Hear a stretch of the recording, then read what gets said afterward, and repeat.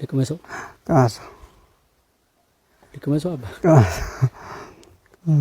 ምንም አይለኝም። ምንም አይል ያባቶች ቤተ ክርስቲያን አስራታችሁን ትሰጣላችሁ አይደል? አስራታችሁን ስትሰጡ እሺ ስንት አመጣ? እሺ 30,000 ብር ምን ሰርተን ያመጣው ይላሉ። ደረጀ ተስፋ ቆርጧል እንዳላነት ቦክስ እንጋጠም የምትለውን ነገር ሰምቻለሁ። ሰውነቴ ሼክ እያደረገ ነው። ይሄ ቪዲዮ ከ10 ደቂቃ በፊት እንዴት ሚካኤል እንዳዳነኝና እናንተ ደግሞ እንዴት መጠንቀቅ እንዳለባችሁ ለመናገር ነው። አብሶ ሰሚት አካባቢ ከፖሊስ ሆኖ ከሌባ ጋር ሲተባበር የለየትኛው አካል ነው ሄዳችሁ የምትጨውት? እግዚአብሔር ምስክሬ ነው። ዛሬ ምን አጋጠመ? መንገድ ይዘጉብናል። መንገድ ዘግተው ያቆማሉ። ከዛ በሮንግ ዌይ ሄድን ነው የምናመልጣቸው ሁላ። በቃ የሆነ ሙቪ ነው ይመስላችሁ ጌታ። እና ኢላም ፔጅ መጣ። ምንድን ነው ኢላም ፔጅ?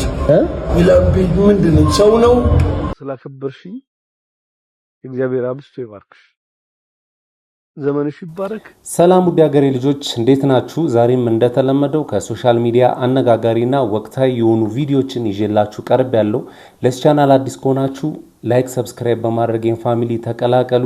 ሐሳብ አስተያየቶቻችሁን ኮሜንት ሴክሽን ላይ ጻፉልኝ። ሰሞኑን ሁለት ነገሮች መነጋገሪያ ሆነዋል። የእሸቱ መለሰና የጋዜጠኛ ሶፎንያስ ጉዳይ ነው። እሸቱ መለሰ ከአንድ ሃይማኖት አባት ጋር አብሮ ሆኖ አይነ ምድር በላ እየተባለ በጣም መነጋገሪያ ሆኗል። የበላው ነገር ምንድነው የሚለውን የሚያውቁ ሰዎች ማብራሪያ ሰጥተዋል። እስኪ እሱን መጀመሪያ ላንብላችሁ። እሸቱ የበላው ነገር ቋርፍ ይባላል። ቋርፍ ምግብ ከምን ይሰራል ይላል። የዋልድባ ገዳም አባቶች የሰው ሰገራ ይመገባሉ የሚል ወሬ በሰፊው ማህበራዊ ሚዲያ ላይ እየተናፈሰ ነው። ምክንያቱ ደግሞ እሸቱ መለሰ ከቀናቶች በፊት ወደ ገዳሙ ገብቶ ይህ በምስሉ ላይ ያለው ምግብ ሲመገብ ስለታየ ነው። እውነታው ግን ከዚህ የራቀ ነው። ይህ ምግብ ቋርፍ ይባላል። ቋርፍ በተለይ በሃይማኖታዊ ስርዓትና በብህትውና ህይወት ውስጥ ትልቅ ቦታ ያለው በዋልድባ ገዳም የሚገኝ መናኞች መነኮሳት የሚመገቡት እጅግ ታዋቂ የዛፍ ወይም የእጽዋት ስር ነው። በገዳማዊው አካባቢ በዱር ውስጥ የሚበቅል እንደ ድንች ወይም እንደ ካሮት ከመሬት በታች የሚገኝ የምግብ ስራ ስር ነው። እጅግ መራራ ሲሆን የራሱ የሆነ መንፈሳዊ ትርጉም አለው። ልክ እንደ ድንች ወይም እንደ ሽንኩርት ላይኛውን ቆዳውን ተልጦ ተቀርፎ ነው ለምግብነት የሚዘጋጀው። ከዚህም የተነሳ ቋርፍ የሚለው ስም መቅረፍ፣ መላጥ ከሚለው ቃል የመጣ ነው። በገዳሙ ያሉ አባቶች ዓለማዊ ምግብ ትተው ስጋቸውን ለማድከም እና ለጸሎት እንዲመች አድርገው የሚመገቡት ዋነኛ የቁራሽ ምግብ ነው። አንዳንድ አክራሪ ሃይማኖተኞች ለብሽሽቅና አብሮ የመኖር ባህላችንን ለመናድ የፈጠሩት አሉባልታ ነው ይላል እና ያው ብዙ ሰዎች መነጋገሪያ ሆኗል። በዚህ ቪዲዮ ስር እሸቱ የአባቶችን አይነ ምድር ነው የበላው የሚል ብዙ ኮሜንቶች አሉ፣ ቪዲዮዎችም ተሰርተዋል። በእሸቱ የበላበትን ቪዲዮ ደግሞ ላሳያችሁ። ልቅመሰው አባ ምንም አይለኝም። ምንም አይል ያባቶች እቺ ነች የአባቶች የሚለው ነው መነጋገሪያ ያደርጋል። ማደሪያ ያደርጋል። ከዓለም የተለየ ምግብ ስለሆነ ዓለማውያን የሚቸገሩበት ነው። መናንያን ግን ደስኳ እንደማር የሚጣፍጣቸው ጌታ ይባረክላቸው። ሐሞትና አይቀርብ ወምጣጤ ደሞልከ መራራስ ሆነቹ ይሄ መለሰል አባ እንግዲህ ካልተቻለ አንድ ሰው ወይ አልቻለ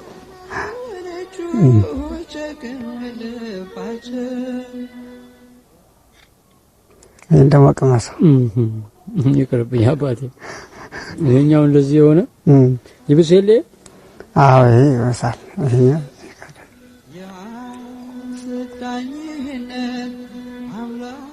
አልቻልኩኝም አባ። ሞክረው ትንሽ በምን ልዋጥ? ውሃ አለ እንዴ አባ? ውሃ እናምጣለን። መዋጫ ውሃ ከኔና ይዋጥ ለመድኃኒት ወሩን ከየሆነስ መድኃኒት ልክ የስጋ መድኃኒት መራራ ይዋጣል። ይሄ እኮ የነፍስም የስጋ መድኃኒት ነው። የአባቶቻችን በረከት ነው። ያው ብዙ ሰዎች ግራ የተጋቡት ሊቃን ሰው ሲል ቅመሰው ግድ የለም የአባቶች የሚል ነገር ነው። ሙሉ ለሙሉ ቃሉ አልተጠራምና ያው አር ነው ያሉት በሚል ብዙ ሰዎች መነጋገር አድርገውታል። ግን ስለዚህ ጉዳይ የገዳሙ ትልልቅ ሰዎች ቢያብራሩ ጥሩ ነው ብዬ አስባለሁ። በመቀጠል ደግሞ ጋዜጠኛ ሶፎንያስ በትላንትናው ዕለት በፌስቡክ ፔጁ ላይ ለመላው ኢትዮጵያውያን ይቅርታ መጠየቁን ሁላችንም ያየነው ነገር ነው። ለፍሬዘርም ደውሎለት አውርቶታል እና ህመም ገጥሞታልም እየተባለ ነው። እስኪ እሱን ደግሞ ጉርሻ ፔጅ የለቀቀውን ላንብብላችሁ። ጋዜጠኛ ሶፎንያስ በአእምሮ ህመም ባይፖላር ዲስኦርደር ተይዞ የህክምና ክትትል ላይ መሆኑን ይፋ አደረገ። በሆስፒታሉ ህክምና እያደረገ ይገኛል። ጋዜጠኛ ሶፎንያስ በአሁኑ ወቅት አስቸጋሪና አሳሳቢ ከሆነ የባይፖላር አእምሮ ህመም ባይፖላር ዲስኦርደር ጋር እየታገለ መሆኑን እና በህክምና ክትትል ላይ እንደሚገኝ በይፋ አስተዋውቋል።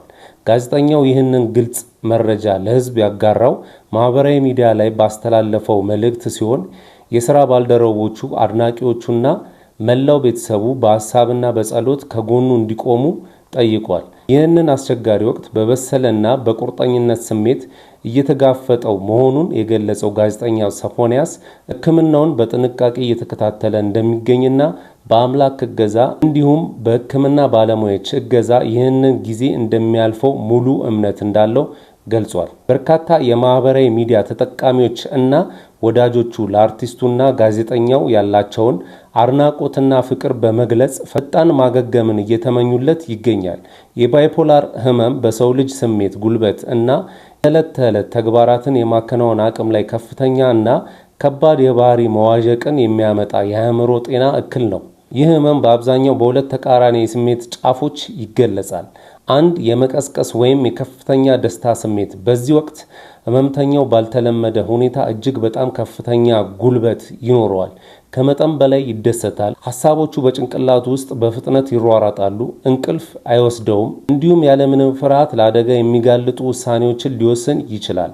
ሁለተኛ የከፍተኛ ጭንቀትና የዲፕሬሽን ስሜት። በዚህ የስሜት ጫፍ ላይ ደግሞ ህመምተኛው ፍጹም ተስፋ መቁረጥ፣ ከፍተኛ የሐዘን ስሜት፣ የጉልበት ማጣት፣ ከሰዎች መገለል እና ቀደም ሲል ያስደስቱት የነበሩ ነገሮች በሙሉ ትርጉም አልባ ሆነው ይታዩታል። ይህ ህመም በህክምናውና በባለሙያ ምክር ቴራፒ በአግባቡ ሊተገበርና ሊቆጣጠሩት የሚችሉት ቢሆንም በህብረተሰቡ ውስጥ ስላለው ግንዛቤ ማነስ እና መድሎ ስቲግማ ምክንያት በርካታ ሰዎች ህመማቸውን ደብቀው እንዲቆዩ ያደርጋቸዋል። ለጋዜጠኛ ሶፎንያስ ፈጣንና ሙሉ ጤንነት እንመኛለን። አሜን፣ እውነት ነው፣ እንመኛለን። መልካም ነገር ሁሉ እንዲገጥመው እኔ ምኞቴ ነው። ግን ምን ታዘብኩ መሰላችሁ? የዛን ጊዜ ፍሬዘር ያጋለጠው ሰዓት በሶሻል ሚዲያው ላይ ብዙ ተቃውሞ ፍሬዘር ላይ ደርሶበት ነበረ። አንተም ያው ነህ፣ እንደዚህ ነህ ብለው ስም ሰጥተውት ነበርና መጨረሻው እንግዲህ ራሱ አምኖ መጥቶ በይፋ ይቅርታ ጠይቋል። አንዳንድ ሰዎች የምትቸኩሉ ሰዎች አላችሁ። ሌሎችም አሁን ይህንን ነገር አይተው እንዳጋልጡ ነው ያደረጋቸዋቸው እንጂ ምንም የፈጠራችሁት ነገር የለም። የዛን ጊዜ ፍሬዘር ታሰረ፣ እሱ ግን ገዳም ገባ። ከስንት ጊዜ በኋላ መጣ ማለት ነው። ግን ማን ተጎዳ? ፍሬዘር። በሰዎችም አመኔታ አጣ፣ እሱም ታስሮ ቤተሰቡንም እንዲጉላሉ ነው ያደረጋቸው። ስለዚህ አንዳንድ ሰዎች አትቸኩሉ። እንደዚህ አይነት ሰዎችን የሚያጋልጡ ሰዎችን ማበረታታት ነው ያለብን እንጂ አንተም ያውነ ብለን ሌሎች እንዳያጋልጡ ማድረግ የለብንም ብዬ አስባለሁ። እስኪ የእናንተን ሀሳብ አስተያየት ኮሜንት ሴክሽን ላይ ጻፉልኝ።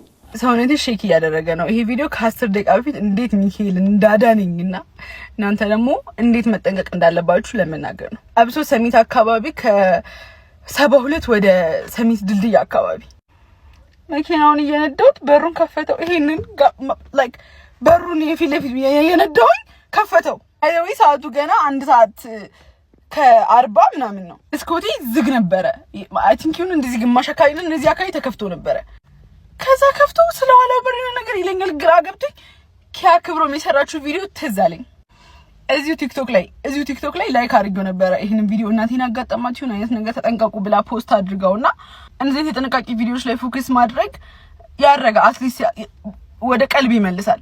ከዛ በኋላ ልክ በሩን ክፍት እንዳደረገው እያወራኝ ትዝ አለኝ። እሷ ያወራችሁ ወደዚህ ዞራለሁ ሰውየው ማለት ነው። ይሄ መስኮት ዝግ ታች ድረስ ክፍት ነበር ሲጀምር። ያመኛል፣ እኔ በሽተኛ ነኝና እንደኔ በሽተኛ ለሆናችሁ ሴቶች አብዙ እና ሰውየው ግማሽ አካሉ ደርሷል እኔ ጋር ግማሽ ኦልሬዲ ኮገቡ በግማሹ እንዴት እንደገባ አላውቅም። እዚህ ጋር ገብቶ እየፈተሸኝ ነው እየፈተሸ ነው። በቃ በኢየሱስ ክርስቶስ ስም እንዴት እንደጮኩ ጉሮሬ እስካሁን 10 ደቂቃ ነው የሚሆነው ታሟል ጉሮሬ። ቀውጥ ያደረኩት እግዚአብሔር ይስጣቸው ከኋላ የነበሩትን መኪኖች ማሙ ክላክስ አደረጉ።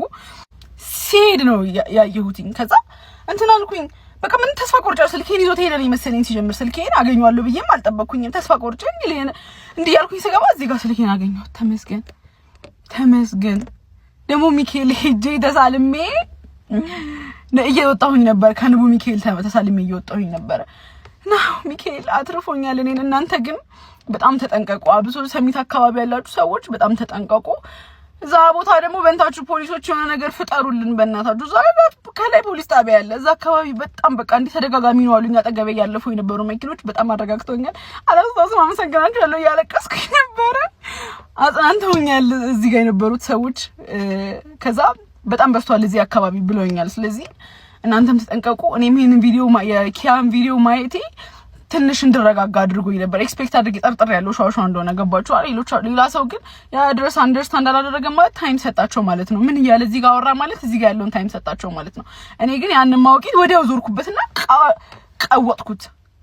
ይሄንን አንደርስታንድ ያላደረገ ሰው ረጅም ሰዓት እዚህ ጋር እነሱ ቼክ ለማድረግ ታይም ኖራቸው ማለት ነው። which means more risky ነው የሚሆነውና ከያይ በጣም አመሰግናለሁ። በዚህ አጋጣሚ ያንቺ ቪዲዮ ማየቴ ዛሬ ጠቅሞኛል ከፈጣሪ ቀጥሎ እና እኔ ተርፍ ያለው እናንተ ግን አደራችሁን ተጠንቀቁልኝ ለማለት ነው። አመሰግናለሁ።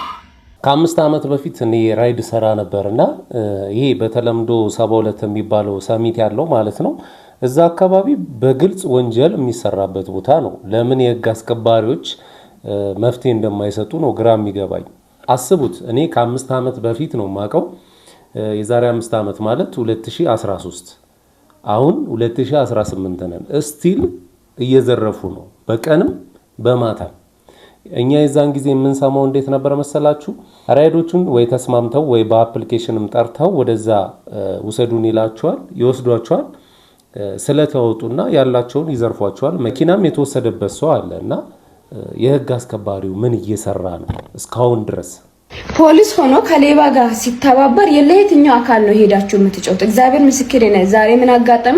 መገናኛ ኦርደር ለማድረስ ባዛው ከባንክ ብር ለማውጣት ሄድኩትና ከኪሴ ስልክ መስሎት ዋይፋ ወሰደ ሌባው። ከዛ እኔ ራሴ ሮጬ ተቀበልኩትና ሰዎች እዛ ምናምን መቱት። እኔ ወደ ባንክ ገባው።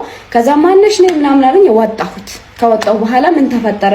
አይ እንደዚህ ዋይፋይን ወስዶ ነበር ግን ተቀብዬዋለሁ አልኩትና በቃ እኔ መሄድ ፈለኩት። እነጀስ እንዴት ነው ከየት ነው የወሰደ ስሉ ኪሴን ክፍት ሳረግ ብር አለ ከላይ። እግዚአብሔር ምስክሬ ነው። 2 ፖሊስ ነበሩ መጀመሪያ የመጡት። ከየት ተጠራርቶ እንደወጣ አላውቅም። 6 ፖሊስ ሆኖብኝ። ከዛ ልጁን ፒስ ሆኖ ያወሩታል።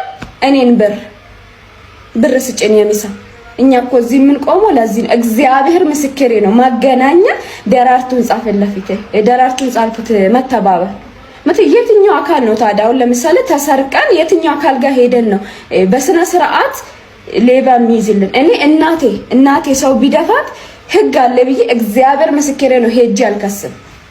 በቃ አልቅሼ ብዬ ለመኖር ፈልጋለሁ። ሰው እንዴት ተሰርቆ ከሌባ ጋር ፒስ ሆኖ ምናምን ከኔ ብር እግዚአብሔር ምስክሬ ማታ ነው ድሬ ልሄድ ነው ባቡር ሊያመልጣኝ ነው። ብር ይዣለሁ እጄ ላይ ስልክ ይዣለሁ። ፈራኋቸው ፖሊሶቹን ራሱ ፈራኋቸው። እጄ ላይ ያለው ስልኬና ብር ድጋሚ ወስዱብኛል ብዬ ፈራሁትና ከዛ ብር ስሉኝ እጄ ላይ የለም። ይሄው ባንክ ገብተሽ አውጪ አሉኝ። እግዚአብሔር ምስክሬ ነው። ከዛ እዛው ተቀምጬ ካወጣሁት ብር ላይ አስቤ ብር እንደማወጣ ባንኩ ስለረጅም ሰዓት ተቀምጬ ከዛ ለ1000 አወጣሁት። ፈራው። ቤት እስክገባ ተንቀጠቀጥኩት። እግዚአብሔር አድርሱልኝ። መገናኛ አካባቢ ለሚሰሩ ፖሊሶች ከአንድም ከ8 በላይ ፖሊስ ነው መጥቶ ብር ስጭኝ ያለኝ አንቀር። እኔ የተሰረኩት የተጠየኩት ብር ግን እኔ እንደኔ ግን ለህግ አስከባሪዎች የተለየ ህግ መውጣት አለበት ብዬ ነው ማስበው። ምክንያቱም በአሁን ሰዓት ላይ ህግ አስከባሪው ራሱ ከሌቦች ጋር ተመሳጥረው እየሰሩ እንደሆነ አብዛኞቻችን እናውቃለን። ከሌቦች ጋር ብቻ ሳይሆን ራሳቸውን በሙስና አብዛኞቹ ሙሉም ማለት አይደለም በሙስና የተጠለቀለቁ ናቸው። ስለዚህ ለነሱ የተለየ ህግ መውጣት አለበት ብዬ ነው ማስበው። ህዝቡም የሚያማረው መንግስትም ላይ የሚነሳው በእንደዚህ አይነት ነገሮች ነው። ስለዚህ ከበድ ያለ አለ አይደለ ለየት ያለ ወይ ደግሞ ሁላችንም ላይክ እንደ ሼር ያህግ አለ አይደለ የሰረቀ እጁ ይቆረጣል እንደዚህ የደፈረ እንትኑን ምናምን እንደሱ አይነት ህግ ቢኖር እኔ ደስ ይለኛል። መንገድ ይዘጉብናል፣ መንገድ ዘግተው ያቆማሉ። ከዛ በሮንግ ዌይ ሄድን ነው የምናመልጣቸው ሁላ በቃ የሆነ ሙቪ ነው ይመስላችሁ ጌታ። እና ከቦሌ ወደ ብሔራዊ ሄድን ነበረ። ከዛ መንገድ ላይ ክላክስ ማድረግ ጀመሩ። ሬድ ላይት ነው ምን ሆነ ነው ብለን ዝም አልን። ልክ አረንጓዴ ሲሆን ያው ወደ ፊት ስንሄድ ተከትለው መጡ። ከዛ እኛ ወደ ራይት መታጠፍ ፈልገን ነበረ ምናምን ብሎ በመስኮት ማባራት ጀመሩ። እኛ ደግሞ ያው ሬድ ላይት ስለሆነ መጠበቅ ነበረባችሁ ቢካዝ ምንም ወዴትም ፈቀቅ ማድረግ የምንችልበት ሁኔታ አልነበር። ከዛን ውረዱ እንደባደብ ምናምን አሉ። ምን ፈልገው እኚህ ሰዎች ብለን ቀጥ ብለን ዝም ብለን መሄድ ጀመርን። በመስኮት እየወጡ ውረዱ እንደባደብ ምናምን ይላሉ። ፖሊስ መፈለግ ጀመርን። ትራፊክ ፖሊስ መንገድ ላይ አዳባቦች ከምናምን ነው ብለን ዝም ብለን እየሄድን ከዛ በቃ በሮንግ ዌይ ሄድን። እንደዚህ መንገድ መሀል ላይ ሲቆሙ በሌላ በኩል እየተመለስን በጣም በቃ የሌለ ሆነ። ሸራተን ጋር ስንደርስ ትራፊክ ፖሊሶች ነበሩ እዛ ጋር። እኛ ወዲያው ዩተርን አድርገን አቆምን። ስናቆም እነሱ አይ ቲንክ ፖሊሶችን አላዩ መሰለኝ ለመደባደብ ያቆምና የመሰላቸው ወረዱ። ያን ታይም ነበረ ፖሊሶች መጀመሪያ ቼክ ምናምን መፈተሽ ምናምን መሳሪያ ከያዙ ብለው እኛም ፈርተን ነበር በጣም መሳሪያ ያዙ መስሎን። ምክንያቱም እስኪ እናንተ ብትሆኑ የመከላከያ ሰራዊት መኪና ይዞ ሰው ቢያባራችሁ ምንድነው የሚሰማችሁ? እና መከላከያ ናቸው ብለን ብናቆም ኖሮ ብዙ ነገር ይፈጠር ነበረ። ከመኪናቸው ውስጥ ብዙ ታርጋ ተገኘ። በቃ ብዙም ማጣራት ውስጥ እኛም ሄደን ለፖሊስ ጣቢያ ቃል ሰጠን ምናምን። ግን 3 ናቸው መኪናቸው ውስጥ ያስገባላቸዋል የመኪናውን ታርጋ የመከላከያ ሰራዊት የሚል መኪና ነው። እኛ ምን ሆነ ነው ምናምን ብለን ያው ሌላ ሀገር ውጭ ሀገር ምናምን ልክ እንደዚህ አይነት ነገር ከሀራስ እያደረጉ ሰዎች ካስቸገሯችሁ ወደ ፖሊስ ጣቢያ ወይም ወደ ፖሊስ በቃ ፖሊስ ወዳለበት ቦታ ነው የምትሄዱት እንጂ ከነሱ ጋር ሰጣ ገባ ውስጥ መግባት አያስፈልግም። በጣም በመንግስት መኪና ሳይቀር እንደዚህ የተራቀቀ ወንጀል እየተሰራ ስለሆነ ተጠንቀቁኛ። ተርፈናል፣ እግዚአብሔር ረድቶናል። እቺታችን ደግሞ እንደሰማችሁት በመከላከያ መኪና ተከታትለው እገታም ወይ ዘረፋም ሊፈጽሙባት ነበረ። እንዳጋጣሚ ሆኖ ፈጣሪ ረድቷት ተርፋለች። ሌሎቻችሁም ጥንቃቄ አድርጉ። መኪና የምትይዙ ሰዎች ህግ አስከባሪ ነው፣ መከላከያ ነው፣ ፖሊስ ነው ብላችሁ የማይሆን ቦታ ሰው የሌለበት ቦታ መቆም የለባችሁ። አሁን ታክሲ ውስጥ እየመጣው ማለት ነው 4ኛው ወንበር ላይ የመጨረሻው ወንበር ላይ 4ኛው ላይ የሆነች ልጅ በመስኮቱ በኩል እኔ ከሷ ቀጥሎ ከዛ ጥግ ላይ ደግሞ 2 ሰዎች አሉ እና ይሄድ ልክ መናኸሪያ ጋር ስደርስ እንትና የሆነ ልጅ ሲያይና አየሁኝ እና ሳያት እሷ ስልክ እየነካካች ነው። ከዛ በኋላ ስልክ አትነካኪ እዚህ ጋር መናኸሪያ አካባቢ ስልክ አይነካካም ይወስዱብሻል ድንገት አልኳት። ከዛ እንደዚህ ግልምጥ አድርገኝ ማለት ነው። ሌላ ርዕስ የለህም ማለት ይሄን ብለን የምትጀምረው ምናምን እና እንትን ልትል ልጅቷ ደግሞ ምንም ታይፔም አይደለችም እኮ እኔ ስላየሁ ልጁን ሳየው ነው ሳያት እሷ ስልክ የነካካች ስለሆነ ማለት ነው።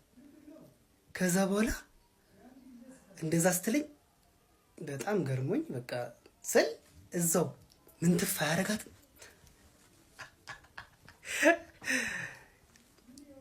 እኔ በቃ ይሄ ድንገት ያልኩት እና ሁለተኛስ አንጀቴ ቅቤ ጠጥጥ እግዚአብሔርን በጣም ይደነገጥኩት። ማለቴ እንደዚህ ጸሎት ቶሎ ይሰማል ብዬ አላስብም። ፈጣሪ ያየን አይሽ ይሄን የምታየው ልጅ አይሽ። ከዛ ልጅቷ በቃ የሆነ የምትይዘውን አይነት ነገር ስታጣ እንግዲህ በዘራችሁ ኃይሌ ካለ ሩጪ ትደርሽበታለሽ አልኳት። ምን ልበላት በቃ አልሳኩባትም ምናምን ጸጥ። አንጀቴ ግን ቅቤ ጠጥ። አሁን ይሄው ልብስም አልቀየርኩም ገና ቤት እንደገባው ቪዲዮውን ለመስራት የመጣሁት በጣም ነው እና ደስ ያለኝ ዛሬ እና እንኳን ደስ አላችሁ የጠፋው አየው ተገኝቷል ማለት ነው። ግን ማለት ሴቶች ብዙ ጊዜ በጣም እረፉ። እግዚአብሔርን የምሬ ነው ማለት የሆነ ወንድ ልጅ ሲያወራችሁ ሊጀነጅናችሁ ብቻ አይደለም እንትን ሊሆን ይችላል። ይሄ ትክክለኛ የሆነ ጥያቄ ከዛ መልስ ፈልጎ ሊሆን ይችላል። የሆነ ለሆነ ጉዳይ ሊሆን ይችላል። ያወራችሁ ሁሉ የሚጀነጅናችሁ አይደለም። እንዴ እኔ በጭራሽ አላሰብኩም ይሄ እሷ መጀንጃ ምናምን ሲጀመርም ምንም አልተመቸችኝም ሲጀመርም በእውነት ግን መናኸሪያ አካባቢ ስልክ አይነካካም። ሌላ ጊዜ ሴቶች እንዳትጀነጀኑ መናኸሪያ አካባቢ መስኮት ተከፍቶ ስልክ አይነካካም። ሌላ ጊዜያችሁና ልጅቷ እንግዲህ ስልኩን አግኝታ ይሁን አላውቅም። እኔ ግራ የሚገባኝ አብዛኛው ሴቶች ለምንድን ነው እንደዚህ የምታስቡት? አንድ ወንድ ልጅ ሊጀነጅንሽም ይሁን ላንቺ ጥቅምም ይሁን ከማናገሩ በፊት የምታሳዩት አክሽን ይገርመኛል። እኔ አንዳንዴ እኔም ይገጥመኛል። ልክ አጠገባቸው ስደርስ ማለት ላናገራቸው እኮ አይደል ላልፍም እኮ ሊሆን ይችላል። አስቡት እንግዲህ የፊት ሌባ ፊት በታሪክ ሊመስል አይችልም። እና እንደመሸሽ ምናምን ነገር ይሁን እኔ እንጃ ብቻ እኔ አንድ ጊዜ ምን ገጥሞኛል መሰላችሁ? ሰፈሬ ወደ አውቶቡስ ተራ አካባቢ ነውና ታክሲ ውስጥ ነበርኩኝና አንድ ልጅ ከኔ ፊት ነው የተቀመጠው፣ መስኮት አጠገብ ነው የተቀመጠው እና ስልኩን እየነካካ ነበር ቆይቷል። እና ልንገረው አልንገረው እያልኩኝ አንዱ መጣና ከፈተው መስኮቱን። ቆሞ ነበር ታክሲው ወደ ጎጃም በረንዳ አካባቢ። ከዛ አንዱ ከፈተው ወንድሜ ልለው ገና እያልኩኝ አንዱ መጣና ደግሞ ቀምቶት እያየነው ነው የገባው ወደ ቅያስና አንዳንድ ሰዎች ሲነገራችሁ ስሙ፣ አብዞ ሴቶች አንዳንድ ጊዜ የዛን ሰው ሐሳብ መጀመሪያ ማዳመጥ መቻል አለባችሁ ብዬ አስባለሁ። ካጠፋው ሶሪ። ቤተክርስቲያን አስራታችሁን ትሰጣላችሁ አይደል? አስራታችሁን ስትሰጡ ስም እየመዘገቡ ሲቀበሉ እሺ ስንት አመጣ? እሺ 30 ሺህ ብር ምን ሰርተን ያመጣው ይላሉ አይሉም? ያን ጥያቄ ልጠይቃችሁ። ኦርቶዶክስ ሆነው ሴተኛ ዳሪዎች አሉ አይደል? የያዙት የራሳቸው ገላ የክርስቶስ ቤተ መቅደስ ነው ብላ የኛ ቤተ ክርስቲያን ታስተምራለች። ታዲያ እነሱን ማትረፍ ይቀላል? ቤተ ክርስቲያን እያለ ህንፃ ቤተ ክርስቲያን በጣም ግዙፍ መስራት ይቀላል? እነሱን ገዷቸው ኑ ይሄ ስራ ተገቢ አይደለም ብላ ቤተ ክርስቲያን ወደ ራሷ አስጠግታ ፎቅ የምትሰራበትን ገንዘብ እስቲ እንዲናድርግ እንደው በብድርስ ቢሆን አመቻችታ ማዳን ብትችል ይሄ ቀላል ህይወት ማትረፍ ነው?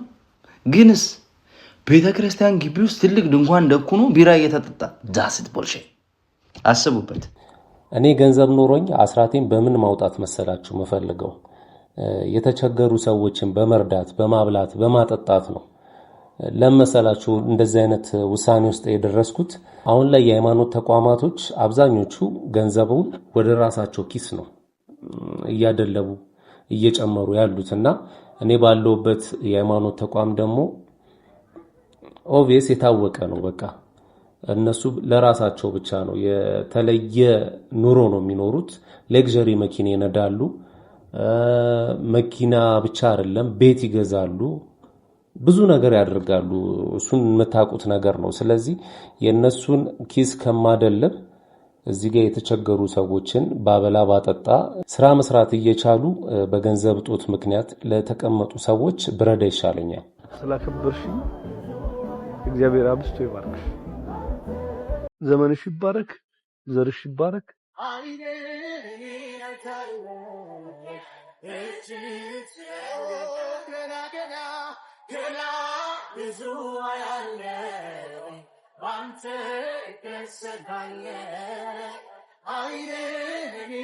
አንቺንም ባለቤትሽንም እግዚአብሔር ያክብራችሁ።